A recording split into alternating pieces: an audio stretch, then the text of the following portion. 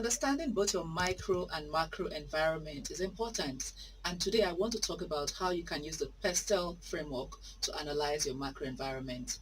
This framework consists of 6 broad areas. Number 1, political, because the government in power drives the foreign, trade and taxation policies of the country.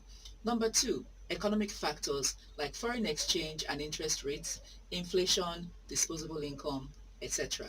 Number 3 is social factors like family dynamics, education levels, lifestyle, and others. That takes us to number 4, which is technological factors, which can impact how you innovate, produce and distribute your products, and also engage and communicate with your customers. The last 2 factors are environmental and legal factors.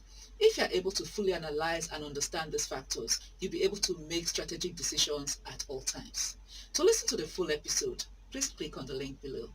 My name is Vivian Ihaza, and I'm signing off.